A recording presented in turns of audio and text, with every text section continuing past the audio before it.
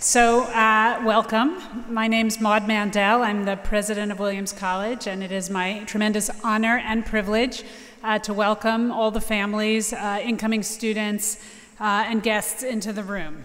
I'm going to just quickly introduce all of the speakers today, and we're going to proceed in succession down the line here.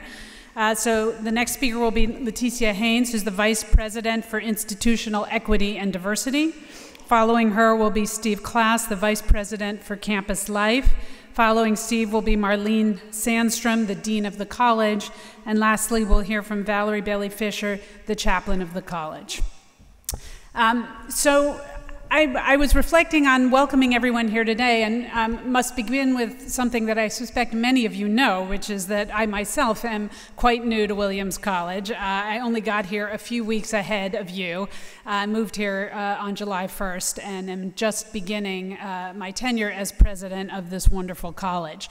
So in many ways, I too feel like a first-year student, and I know that over the many years that I'm here, I will have the honor of welcoming class after class after class to this building. But I know I'm always going to feel a special affection for this class, my entering class, and we will go through together as we experience all the different learning opportunities that come with integrating to a new place.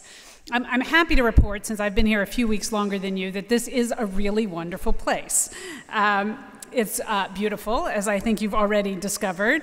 It is filled with exceptional faculty, many of whom I've had a wonderful opportunity to speak with over the last few weeks, a committed alumni community that so the students in the room will someday join, dedicated staff, very supportive families, and first-class facilities. And so it's particularly exciting to welcome all of you because I have had so much fun myself just integrating into the context and place, and I know what a wonderful experience awaits you as you two get to know this college that you'll be joining. So I know we have a lot of students in the room, and tomorrow I'm going to have a chance to talk directly to you about your experience. Today I'm going to talk a little bit to your parents, who I think is the majority of folks in the room, and I just wanted to begin with a question. How many of you are dropping off your first child to college? Very nice. How many of you will be empty nesters as a result of this? Ooh. I won't pass judgment on how you're feeling, but I think it can be mixed. So I'm also embarking on this adventure. On Friday, I'm taking my own son off to college, my first. I will not be an empty nester. But I am quite empathetic. I've also been an educator for over 20 years, and for the longest time, at this time of year, I most identified with the students. So I started teaching, I was pretty young. And when the students would show up in my classroom, and I saw them alive to all the possibilities that were before them, and it still felt fairly close in my own experience, and I was a tad jealous of all that was about to happen, since I myself still really could touch very closely that experience in my own life. But as I've gotten older and my own children have aged, I've increasingly identified with the parents, and particularly this year. So saying goodbye is, of course, a poignant moment, and feeling excited for your children as they take this step is, of course, very exciting. But I suspect if you are like me, you're also feeling a little bit nervous, perhaps a little overprotective, and maybe even a little suspicious about the people sitting here at the front of the room and how we might be planning to take care and watch over something that you feel rather fond of. Maybe you're wondering if your son or daughter will get the nurturing and support they need to flourish far away from the eyes of their parents. And my primary task today is to reassure you that your students are in great hands. This institution has extraordinary resources, and here I don't actually mean the buildings, the structures, or even the programs, although those are certainly among the best in the world. I mean the people.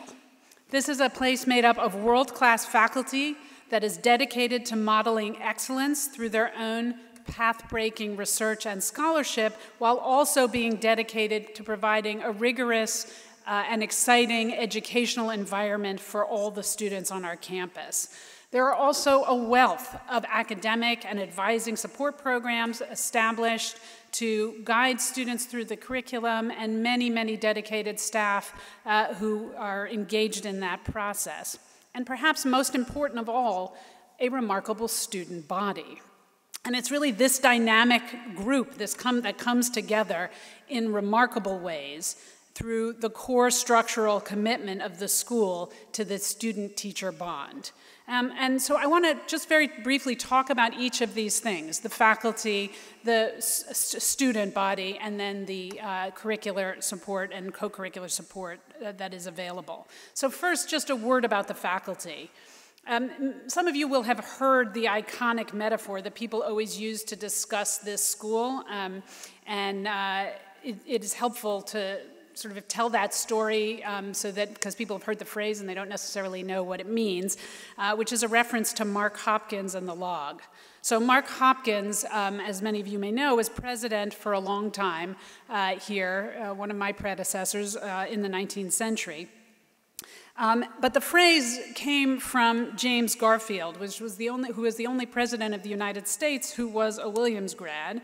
And he was attending an alumni event where they were complaining, we will pause there for a moment, where the alumni were complaining that the facilities of the campus were not good enough. Apocryphally, Garfield stood up and said that the greatest college is one actually with Mark Hopkins on one end of the log and the student on the other. The point being, of course, that all things we do around that bond here at Williams College is to support the connection between faculty and students, with faculty on one end connected to the student on the other. And Williams really has built on this legacy. As I'm sure many of you know, we have an unbelievable student-faculty ratio here, which allows graduating students to connect very deeply with many faculty. We have terrific outgoing senior survey results where seniors are asked, how many faculty do you know well enough to ask to write a letter of recommendation? That's kind of one of the things we ask upon leaving. And the data is amazing. 1, 2, 3, 4, many students even say 5. That's quite a large number, and you won't find that in many places. I had the pleasure last spring of meeting with graduating seniors, and before I myself had gotten to campus, and I asked them what they would miss most upon their departure. And many of them said what they would miss most was the faculty, which I was really struck by. I came from an institution with a strong focus on education, and I still did not think that most of the graduating seniors from that institution would say that. This, I think, is a remarkable testament to the professors who make up this campus. We really encourage students to get to know faculty members. Parents in the room can help us do that by encouraging your students to reach out and connect to their professors, because it is really through the student-faculty bond that Williams will be able to introduce undergraduates to the beauty of a liberal arts education. A liberal arts education, which is of course what they came here to do, is really to think about the breadth of human knowledge. And built into the notion of a liberal arts education is both breadth and depth. So introducing students to the breadth of human knowledge while also beginning to encourage them to develop depth in one or two areas. And that's really majors, is that the beginning of that process. Now, in some ways, both conceits are a little bit absurd. In 4 years, no college can actually introduce anybody to the breadth of human knowledge. I don't know how long you would have to go to college now to be introduced to the breadth of human knowledge. By the way, just a side note here, when colleges were invented, I'm a historian, so I digress, but stick with me. When colleges were invented, 4 years wasn't actually such an arbitrary amount of time. It was roughly the amount of time it took to learn everything. That wasn't even a joke. So actually, it's true that by everything is, which is to say what people thought to be knowledge, right? Latin and theology, and there were basic things you learned in your higher ed institution that were considered to be what was important to know to be an educated person, and that just isn't true anymore. Likewise, the depth is somewhat, I'm trying to come up with a better word than absurd, but in some ways it's absurd to imagine that in a major where you take 9 courses, at the end you're going to come out with a deep knowledge of that field. As we all know, in fact, 9 courses is only the very beginning of learning what it means to be an expert in a field. So in fact, college can be a completely humbling time. My own experience was in my college where I took a course for 13 weeks on Milton. We did nothing but read Milton for the entire 13 weeks in criticism of Milton, and I came out on the last day of class and realized I'd only read a tiny, tiny fraction of what Milton had ever written or what was written about Milton. And for me, that was a profound moment of recognizing my own ignorance, of recognizing how little I knew, which in some ways is what the whole college experience is about. So if I have one wish for your student, is that they learn how little they know. Why is that my hope? Because my goal is that they'll become lifelong learners. They are going to forget the content of what they learn in their classes. I'm sorry if there are faculty in the room. But in fact, we know that we mostly forget, and I'm not going to do any quiz in here to ask you to cough up some facts from your own college education. Many of us can't even remember what courses we took, much less what we learned in the classes. But that's not the point. The point of this experience is to teach students how to become lifelong learners, to learn how to ask questions, and to pursue their interests in structured and unstructured ways through the guiding eyes of experts. But there are other goals too. We encourage them through this process to develop a series of competencies in key areas that they can take with them no matter what they go on to do. This is really important. So by studying the things that really interest you in college, whether it's art history or philosophy or physics or economics, it really doesn't matter.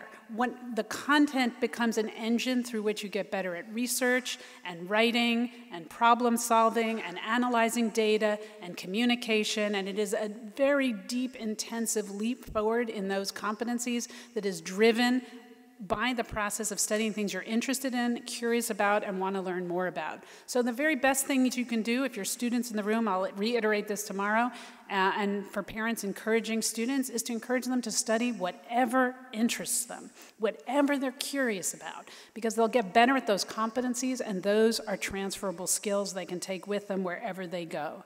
So we want to teach them to follow their instincts, to test their assumptions, to challenge them to go above and beyond what they thought was possible, and to learn to back up their claims with evidence. Very, very important. We hope you will encourage them to embrace the independence that Williams offers to them and to strike out on their own, to take intellectual and personal risks. And I hope you will be surprised by the results, and I really hope you'll be pleased. Sometimes you may also be frustrated, because when you encourage students to strike out on their own and take their own risks, that means that they sometimes ignore your advice about this or that.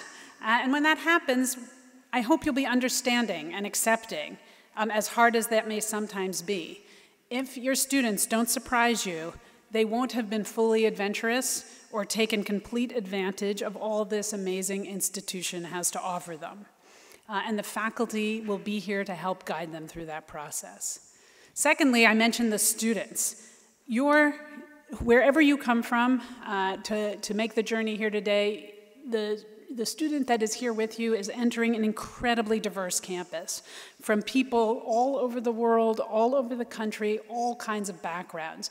Campuses today are some of the most diverse places in the world in the sense that we are asking folks from all walks of life to interact in a rather intimate setting in a small community over a condensed period of time.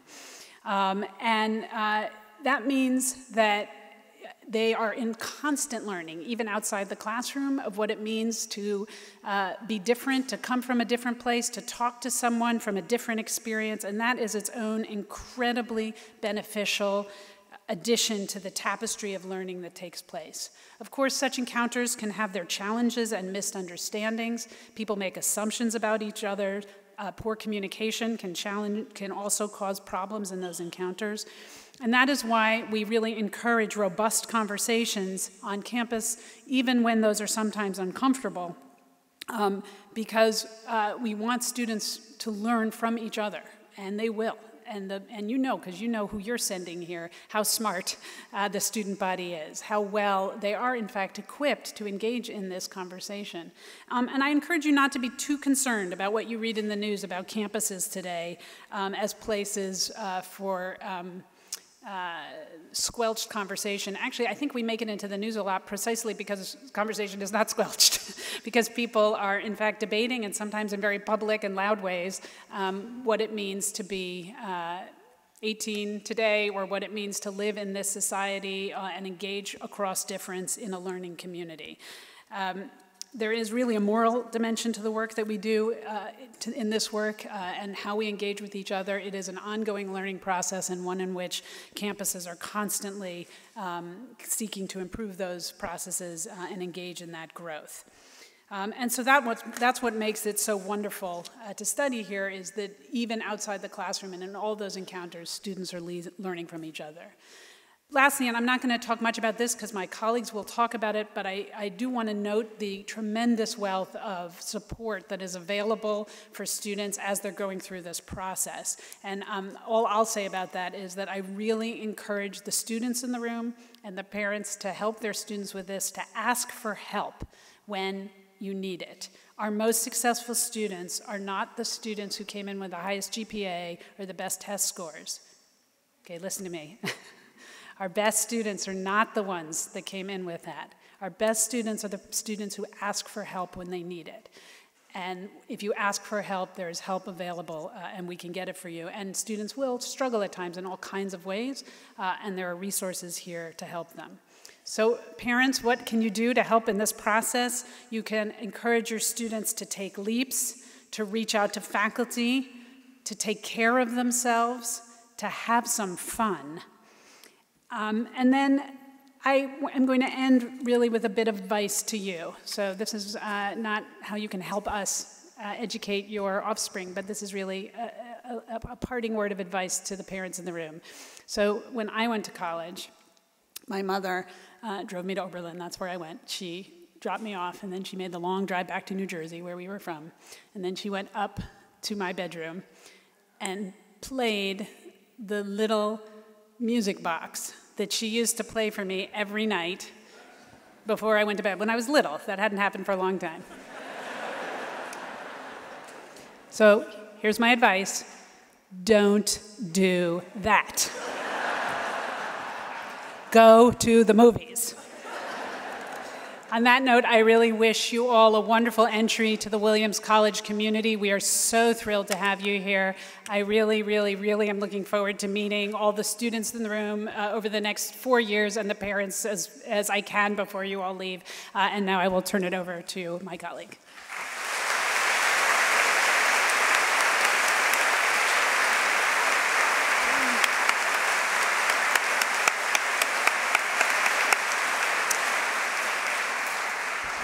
Thank you, Maude. Good afternoon, and welcome parents, guardians, families, and friends of the wonderful students who are joining us.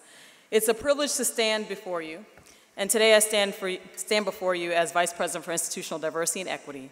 Just over 20 years ago, my parents brought me to Williamstown and sat where you're sitting today. I'm an extremely proud graduate of the class of 1999. And to be clear, Williams was pretty great then, but it's pretty phenomenal now.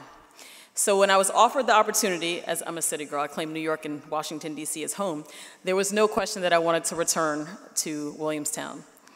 I yearn to give back to this institution because Williams College is truly a place where all, regardless of who they are, can live, learn, and thrive.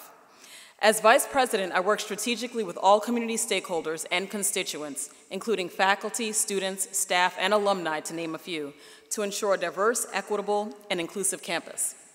I help guide efforts to conceptualize, define, assess, nurture, and cultivate diversity as an institutional and educational resource and priority.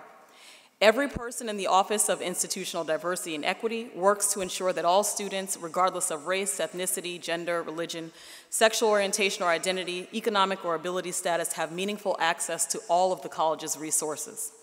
Here are two examples. One, the Davis Center. In partnership with students, faculty, staff, alumni, and off-campus communities, the Davis Center strives to facilitate collaboration, dialogue, and explorations for social change to create an inclusive environment for learning, living, and community. Two, the Office of Special Academic Programs and Support aims to make sure that all students thrive academically at Williams and beyond through opportunities and programs such as research fellowships that work to eradicate racial and social economic disparities in higher education. So have no doubt that if your son or daughter needs anything, our doors are wide open. In the most wonderful Williams way, all of the offices here, including the Dean of the College's office, the Chaplain's office, the Vice President for Campus Life's office, and many others work closely and diligently to ensure that our students have an optimal experience, so that throughout their tenure here, they engage in critical discourse, thoughtful discourse, and respectful discourse. And there's no question that some of that discourse will engage issues of diversity, equity, and inclusion. Let me take a step back and add that when I say that Williams is pretty phenomenal today, it is because we are intentional about what we do. It doesn't mean we have everything figured out, but it does mean that we ask questions, we engage the members of our community, and we work hard to make sure that everyone here is included. Today, as we develop programs and coordinate curricular, co-curricular, and extracurricular activities to be more diverse and inclusive, we have history, her story, and their story as guides.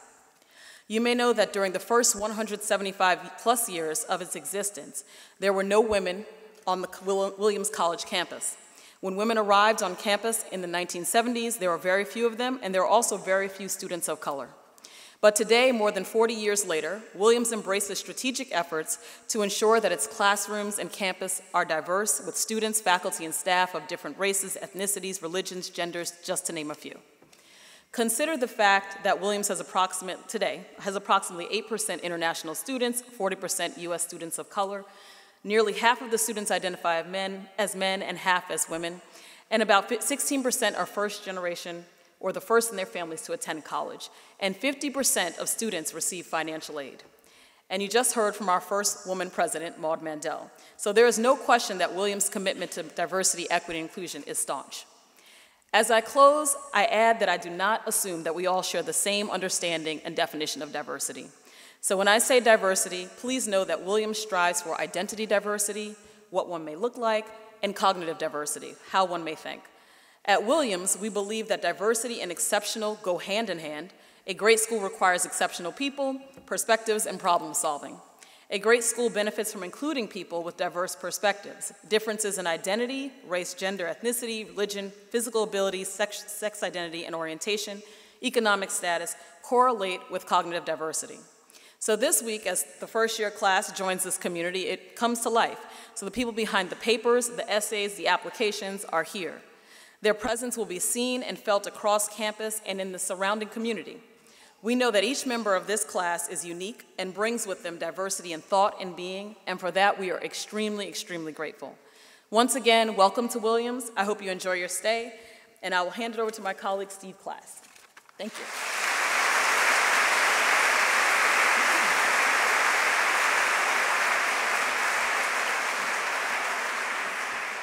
Hi, let me add my welcome and congratulations. I've been through this 3 times with sons at other places, so I know how all over the map I was emotionally. I just hope you do a better job of absorbing what people up here are saying than I did when I was sitting where you are. I had sort of a Charlie Brown classroom experience for most of that. I'm going to spend the next few minutes sharing some of our goals and guiding principles that support our work in student affairs and student campus life at Williams. Altogether, the folks up here on campus, on the stage with me, represent hundreds of colleagues across campus who comprise a comprehensive and tightly woven network of student support. And I hope you've had a chance to meet some of them today. I know you will over the next few years. Our collective aim, as you've heard, is that all students would thrive academically, socially, and emotionally, and that they would be fully engaged as constructive and active members of this healthy and welcoming community. And as a first principle in support of their holistic well-being, we focus on ensuring that students recognize no matter what their concern or question is, there are no wrong doors for them to walk through to find that support or answers to their questions. And just as importantly, we want you and your students to recognize that they have access to critical services both on and off campus 24/7. Marlene's going to discuss these services in a little bit more detail in a minute, but I just want to re-emphasize those two key points. 24/7 access to critical services and no wrong doors to walk through here on campus in order to find out how they work. Because we are first and foremost a community, and our shared concept of that community informs every aspect of our work. And to that end, one of our great attributes here is our scale. On the one hand, we're large enough to make significant investments in talented, deeply experienced student services professionals. And on the other, our small scale as a campus allows us to develop the kinds of meaningful individual relationships that make the Williams experience uniquely personal. And we're so much more effective at taking care of one another and taking care of ourselves when we really know each other and make ourselves as accessible as possible. Again, no wrong doors. In addition to cross-community support, we also view student thriving through the lens of co-curricular engagement. We firmly believe that your students' intellectual and emotional growth are molded both inside and outside the classroom. Our framework of nurturing heart, mind, body, and spirit underscores the standard of holistic well-being that we seek for all of our students and that we want to guide them in making the most of their entire college experience. To that end, we provide myriad opportunities for students to pursue artistic passions, to feed their spiritual selves, to identify and fine-tune their leadership capabilities, to serve in the broader Berkshire community and nationally and globally as well, and to take care of themselves and each other emotionally and physically, including actually taking time to be intentionally mindful of their own well-being. Students, you come here to us as well-rounded, hard workers, creative thinkers, and deeply engaged citizens, and you'll continue to hone those traits while you're here at Williams. But in addition to these important attributes, we want you to view the cultivation of your own well-being as a new core competency that you develop here and take with you after you leave. We support the understanding of and engagement with that essential skill set by providing a robust array of educational programs and practices where rigor and vigor are mutually empowered.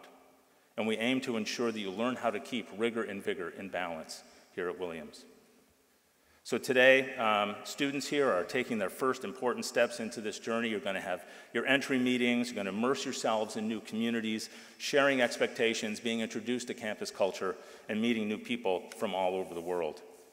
To that end, it's our aspiration that our programs and services will provide the intellectual and emotional space for you to develop your own identity safely and fearlessly, to embrace the diversity of backgrounds and ideas to which you're being introduced, and to adjust well to campus life, and more so, to thrive here as socially mature problem solvers. It's important to recognize, parents, that this relentless process of learning and analyzing and reassessing their own beliefs and values are going to bring some challenges along the way, perhaps issues that neither you nor your students have faced before. And as Maud said, and as I can say with confidence, everyone requires some form of assistance with some aspect of their college experience while they're here. And we can say with equal confidence that help is available on campus or through a campus-related resource for whatever you bring to us. We hope that you'll partner with us in encouraging your students to take advantage of all of these folks who will make themselves accessible 24/7, and the earlier, the better. So today, as students take on this new world of independence, if you're like my wife and me, the most challenging part of this is to allow your daughter or son to navigate their own way through this transformational experience. It's critical that you do so. And as they find their own voices, experiment with new identities, gain their footing as members of this new and dynamic community, they'll need space and they'll need grace. And in a couple of months, I'll ask my colleagues to remind me that I said that. It's our aspiration that all of our students will thrive as resilient, productive, engaged, and empathetic members of the Williams community for the next 4 years, and in their families and communities well beyond that. Again, thank you for sharing these amazing young adults with us. Now it's my pleasure to turn it over to Marlene Sandstrom, the Dean of the College.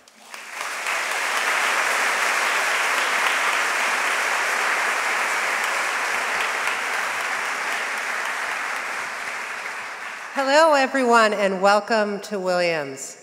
I want to thank you so much for sending your wonderful sons and daughters to us. We all know how much love and patience and sheer will and maybe gallons and gallons of caffeine over the course of your son or daughter's lifetime has gotten you to this point. We are thrilled that your students are here, and we're looking forward to getting to know them. I see that there's quite a few first-year students in the audience. I'm just curious, how many of you are first-year students who are here in the audience? Yeah, a few. Great. Welcome. I'm going to see you again tomorrow. So there's a small number of students here. Many more are currently in their entries, settling in, beginning to get to know each other. And as part of that process, they're going to have the opportunity to get to know people who are different in all sorts of ways from those they've grown up with.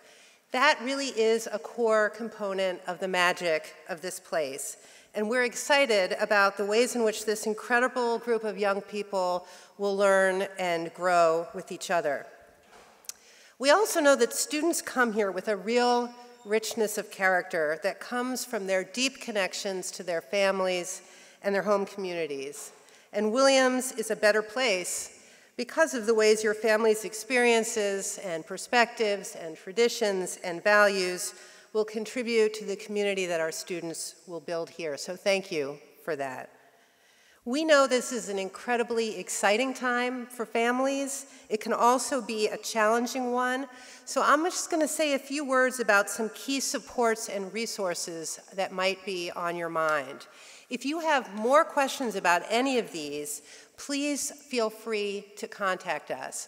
We have a robust website with all kinds of information and contact, directory information, but there's also one really great port of entry for questions. I'm looking for Rob White, who I believe is somewhere. There he is. Rob White is our Director of Parent and Family Programs. What he's holding up is the email address, the magic email address, families@williams.edu. Any question you might have, that's a great way to get that question answered. Rob has been at Williams for a long time.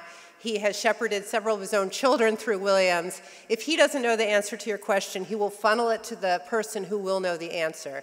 And to the students who are in the room, after the first 5, 6, 15, 20 phone calls, texts, emails from your parents with questions, you're going to want to remember that email address as well. Tell your parents that you're very busy settling in, and they can contact families@williams.edu.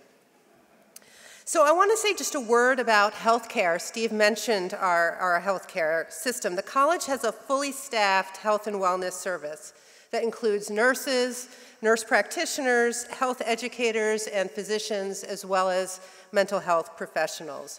Visits to all of those folks are free and unlimited. Williams is unusual in this way. We are able to provide students with the care they need without counting sessions or worrying about limits. The health center has hours on weekends as well as weekdays, and students can arrive with appointments or as drop-ins. There's an on-call number for off-hours crises, and we coordinate care with local specialists and local hospitals if the need arises. If, parents, you have any concerns about how your student will manage a current or an ongoing health concern, please feel free to reach out to the health center, either while you're here or when you get back via phone or email. They would really be happy to talk with you. Second, safety. Our campus safety and security department, as Steve mentioned, is open 24 hours a day, every day of the year. And our officers maintain the security of the campus and make it their business to get to know students really well. I see our Director of Campus Safety in the back, Dave Boyer, who can give a wave. I just checked in with him as I was walking in to ask him how many students he had already heard from. How many calls to campus safety had he already received. And so since about 8 o'clock this morning, campus safety's gotten 25 calls, so 25 of your sons or daughters have gotten in touch with campus safety already, which is great. Any idea why? Lockout, first of many. In fact, I'm guessing that some of the students who are sitting in this room are going to go back and realize that they need to call campus safety because they can't get back into their rooms. We are blessed with a wonderful team in our campus safety office. They make it a priority to be friendly and approachable and to get to know students by name. When I tell families that, that campus safety officers get to know students really well, they often worry and think, that doesn't sound like a good thing. I really don't want my son or daughter being on first name basis with campus safety. That's really not the case here. Our officers are really interested in getting to know students as people. Many of our campus safety officers have children of their own. Many have gone through college. Some have gone here to college. So they're very familiar with what it's like to be away from parents and on a college campus for the first time. They're an incredible resource to our students. They're safety officers. They're also educators. And it is that perspective that they always lead with when they work with our students. Even though the students have only been here for a few hours, they probably already know one key fact, which is that campus safety is always the right first call if there's trouble of any kind. We have dispatchers at campus safety who can find health services, psychological services, deans, and others as needed day or night. And it is true for the students, but it's also true for parents. If you have any sort of immediate concern about safety, either because your son or daughter has called you and you're concerned about what they've told you, or for any other reason you're concerned, campus safety is always the first right number to call, and they'll help get you connected with whatever help you need. I want to mention another support that may seem counterintuitive to this group, and that is academic resources. Of course, your students are here at Williams because they've been incredibly successful in academics. Some may have been successful without ever having reached out for academic resources. That shifts here at Williams. It turns out that academic resources are something that nearly every Williams student uses to strengthen and hone both for specific kinds of skills and also generally across their 4 years at Williams. Students reach out for academic resources for lots of different reasons. We offer academic wellness workshops on things like time management, mapping out your semester, approaching a problem set, how to speak up in class when it doesn't feel comfortable. We have a writing workshop that helps students at every stage of the paper writing process, a math science resource center, peer tutoring for courses across the curriculum, guidance about accessibility accommodations, guidance and advice about fellowships and study away opportunities. Seeking out academic resources is what strong students do to get even stronger here. So to students, I say, please make use of those resources, and to parents, I encourage you to remind your students of those opportunities. Also, please remember that one of our biggest and most valuable resources to offer is our professors. If you, students in the room, feel like you are struggling with a course or losing confidence or feeling overwhelmed by your workload, that is incredibly normal. There is not a person in this room who has not experienced a crisis of confidence at some point or another. And it is at that moment that it is most important to reach out to your professors. I'm a faculty member myself. I'm a professor of psychology, so I can say this with confidence. Our faculty members chose Williams as a place to live and work because they wanted to be at a place that puts undergraduates at the very center of its universe. On top of their passion for their discipline and their scholarship, our faculty are truly passionate about their students. And when students have the instinct to avoid their professors when they feel worried or overwhelmed, we really want you to do the very opposite. There's much more in the way of support and resources and opportunities on campus. We'll be talking to students throughout orientation about the full array of those supports. But I do want to focus on a key principle that runs through all of them, and that has to do with supporting students as they learn to assume an increasingly higher level of personal responsibility for themselves. Responsibility for setting goals, for making choices, taking the initiative and seeking out for themselves the resources they want and need. A major aim of the next 4 years is to help our students become more independent on all of those dimensions, and all of our offices work really hard to support that development. Our Student Health and Wellness Center is a great example. As adults, we know that negotiating the medical system can be really daunting, and you may be concerned about how your son or daughter is going to negotiate that on their own without your help. Our health center is really designed to be user-friendly and to actually help students figure out how to do healthcare on their own. Students who have questions, who aren't really sure whether they're even sick enough to be seen, whether they should or should not be calling, are welcome to drop in, and the staff will help them figure that out. Part of the mission of the Health and Wellness Center is to help our students become experts in their own health by giving them the tools that they need to manage their own long-term wellness. Talking to professors is another way in which we encourage students to take personal initiative. Often students come to the dean's office. I see a couple of representatives from the dean's office in the back. They're waving their hands.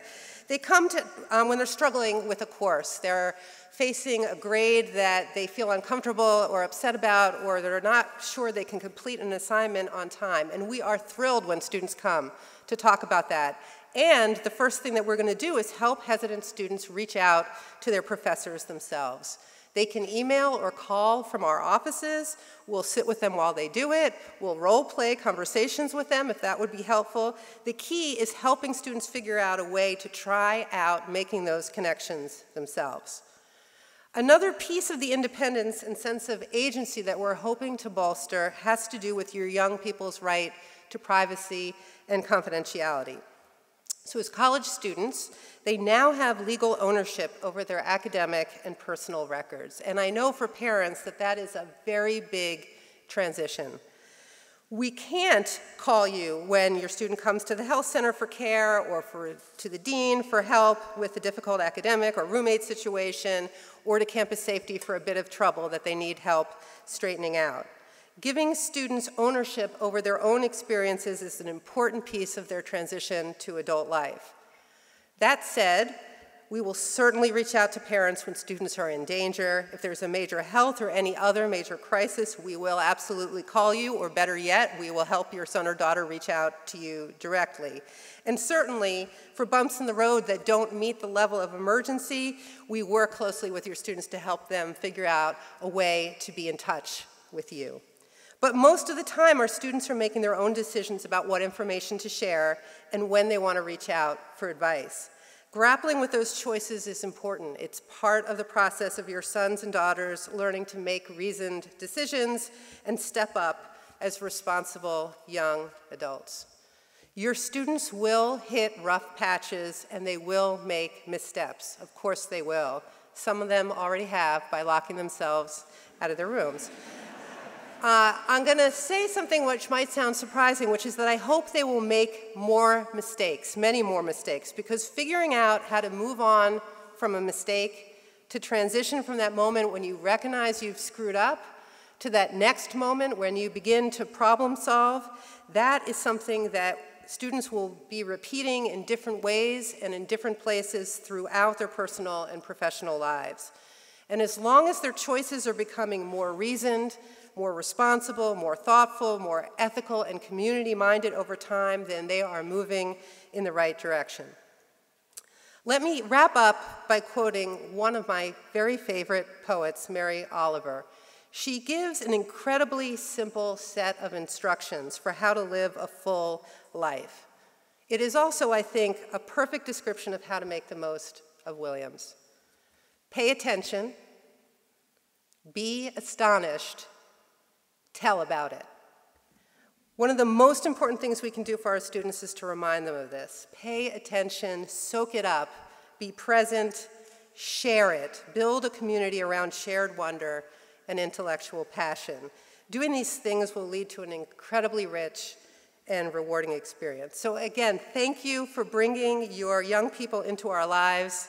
I'm so excited to spend time with them and be part of this incredible new chapter in their lives. And it's now my pleasure to introduce Valerie Bayley Fisher, chaplain to the college.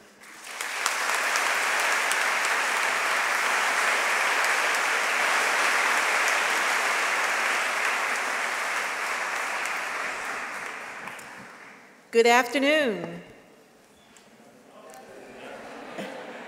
Good afternoon. I'm the Reverend Valerie Bayley Fisher. I'm the chaplain to the college and the Protestant chaplain. And I work with a great team of chaplains in our office, Jewish chaplain Rabbi Seth Wax, Imam Sharif Rosen, and Father Gary Castor. Sharif Rosen is the Muslim chaplain, and Father Gary is the Catholic chaplain. If they're here today, wave. If you're here, there you go. And I am also really new. In fact, this is my first week. And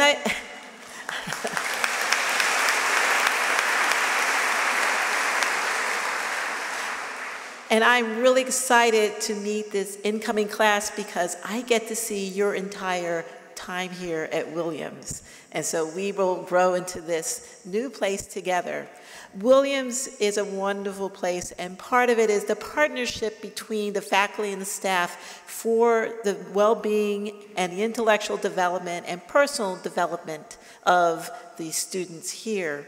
The Chaplains Office provides a unique service where we are both helping people who are coming from a faith tradition and also people who may not be coming from a faith tradition. Our Chaplains Office has a long history of interfaith and ecumenical collaboration. In fact, the students have really lived into this. I've seen this through their meeting space and just hangout space in Thompson Memorial Chapel and in the Jewish Religious Center. In fact, one of the things I have heard from more recent alum is almost all of the religious students at some time have gone to the different people's programming.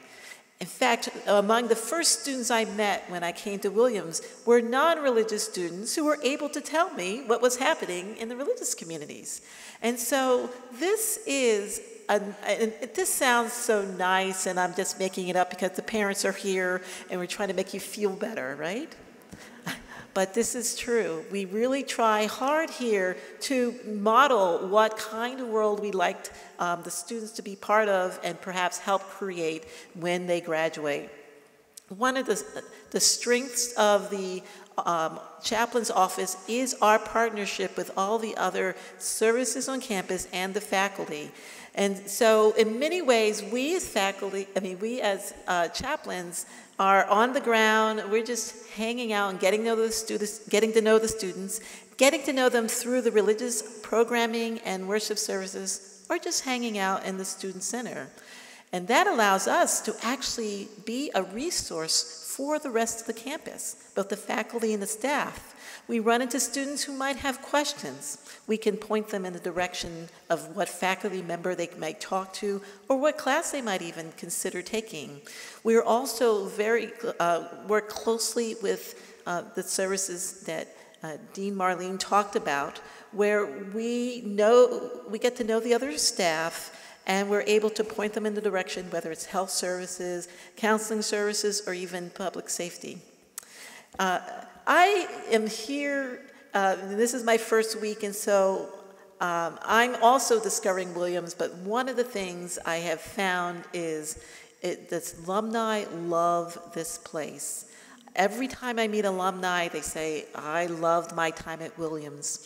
When I meet alumni who've been part of the religious community, they often also say they love this place. How is that possible, right? How is that possible? It takes a partnership of all of the departments here to make this happen. And I can say to you parents that this is a good place for your children to go through the next step of their development, to go from that adolescence into young adulthood. But that does not mean, parents, that your job is done. In many ways, you have the hardest part of your job right now. It's the letting go. There's a saying, and unfortunately, I think it came from a rock musician, so allow me to paraphrase. If you love someone, let them free. Right? And in many ways, this is hard, because how many times in that first year of life when they're infants, it crosses your mind, I wonder where they're going to go to college. Right? Well, now you know. But the hardest part comes with that letting go. I still vividly remember the elevator closing on my family as they let me off in my dorm. I later told them that after the elevator closed, I did a major happy dance. But I've been a college chaplain for almost 12 years, and one of the things I came to realize is you parents are really still important. You're still important. Your role will change, but it will still be parents. And you're going to go from parenting children and adolescents to parenting adult children. And we here at Williams College are part of that process. As you let go, and they are now in this environment, your voices will be ringing in their minds still. But they will now learn who they are and grow into all that you have prepared them to be. We in the Chaplains Office are part of that process. We're here reminding them that they are valuable and full of potential. We're here to help them find the services that help them reach that potential. If they're in this college is here to support you too. You've got the email address, use it if you have questions.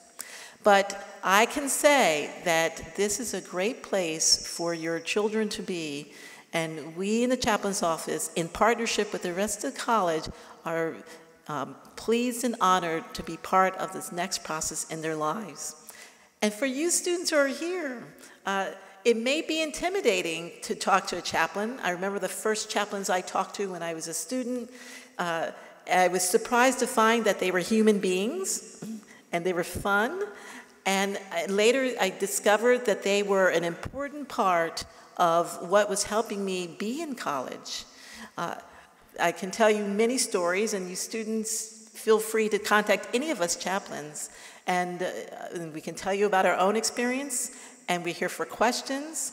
We are here just to meet you and to support you. But for me as a student, the Chaplain's Office was a really important part of my being in college, growing intellectually, spiritually, and just as a person. And we encourage you to visit us as you're interested, whether you come from a faith or no faith at all. So welcome to the Williams College family, all of you, and parents, congratulations. And students, I'm looking forward to getting to know the class of 2022. Thank you.